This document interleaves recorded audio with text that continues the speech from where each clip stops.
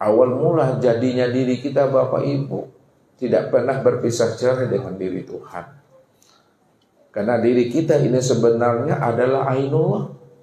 Diri kita ini sebenarnya adalah nyatanya diri Tuhan.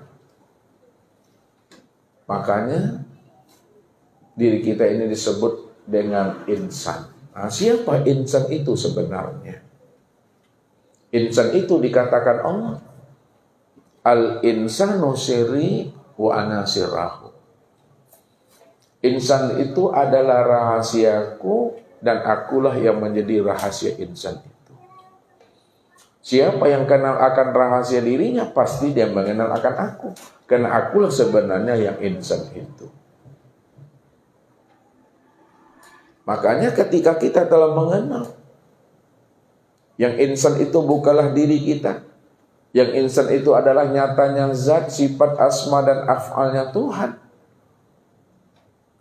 maka ketika itulah Bapak Ibu mestinya telah mampu menyaksikan akan kezohiran dan kewujudan Allah itu sempurna pada diri sendiri. Kalau kita tidak mampu menyaksikan akan kesempurnaan Allah pada diri sendiri, itu disebabkan sebenarnya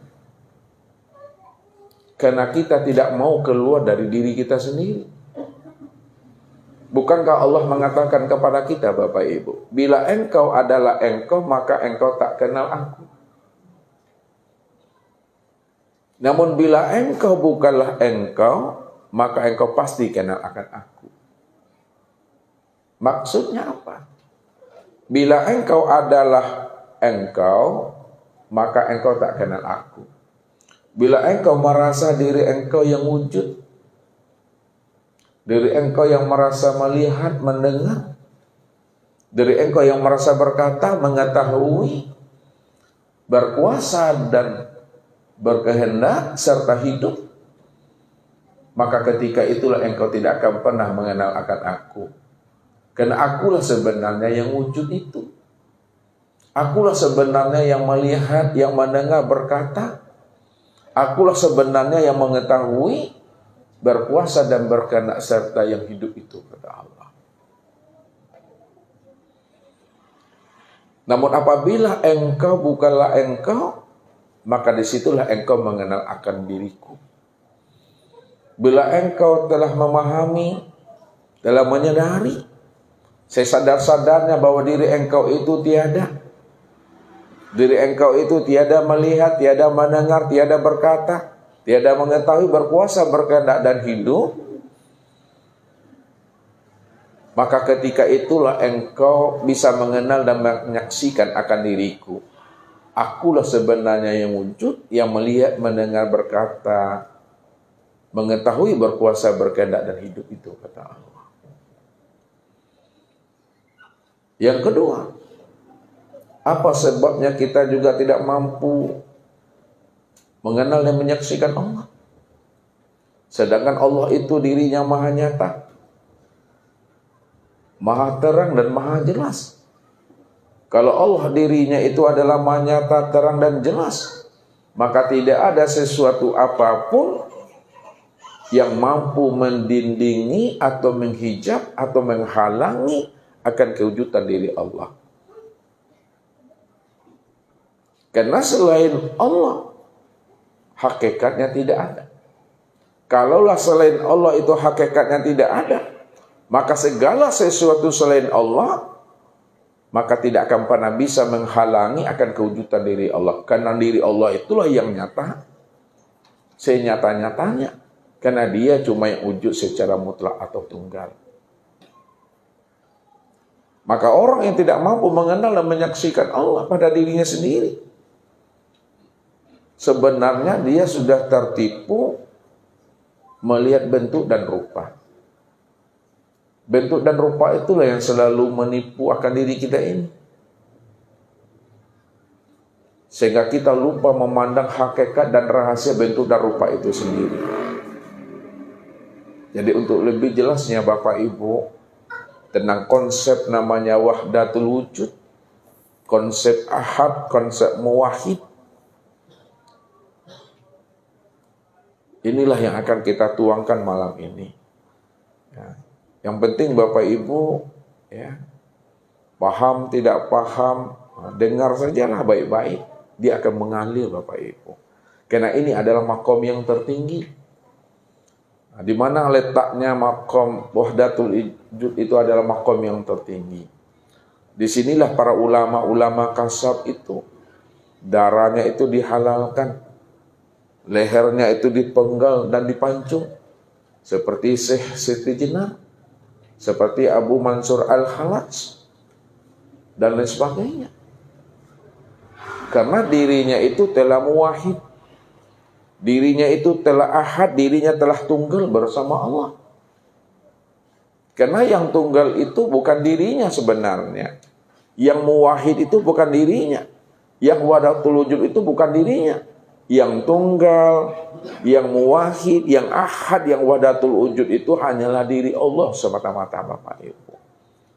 Diri kita ini kata Ustaz, sejak mula jadinya diri kita ini nggak pernah ada.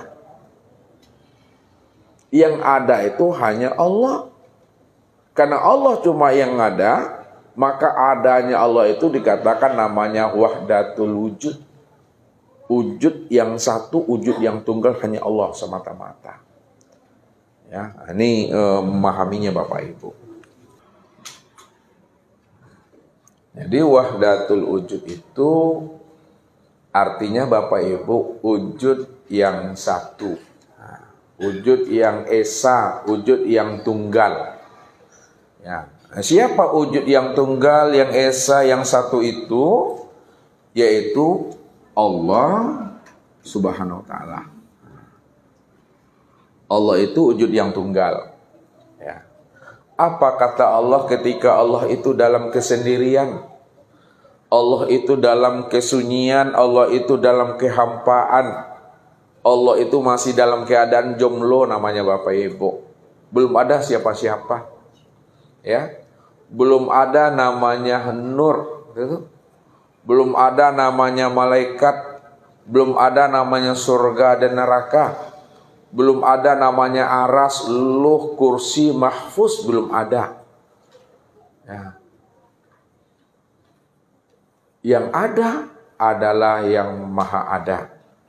Yang ada itu yang maha ada. Yang maha ada itu hanya dirinya. Kata-kata dirinya juga belum ada. Jangankan kata-kata dirinya, Tuhan yang bernama dengan nama Allah itu juga belum ada. Ini yang dikatakan Allah itu dalam surat Al-Insan ayat 1. Hal ata alal insan hinu minad dahri lam yakun syai'an mazkura. Telah datang kepada manusia satu waktu dari masa yang tidak pernah bisa disebut, yang tidak pernah bisa disampaikan, dibicarakan, diceritakan, dianalisa, dan dipahami. Kenapa tidak pernah bisa diucapkan, disampaikan, diceritakan, dipahami? Karena alam belum ada, ruang, waktu, tempat, masa, zaman belum ada. Jangankan ruang, waktu, tempat, zaman, dan masa. Nur saja belum ada, surga saja belum ada, neraka juga belum ada. Tuhan yang bernama Allah pun juga belum ada namanya itu Bapak Ibu. Yang ada itu hanya aku. Kata-kata aku pun juga belum ada. Betul-betul dalam keadaan kosong nih Bapak Ibu. Bisa Bapak Ibu menceritakan hal yang kosong, yang hampa? Gak bisa. Ini makom. Makom yang tertinggi. Makom belum ada segala yang ada ini. Itu makom yang tertinggi. Makom kekosongan namanya.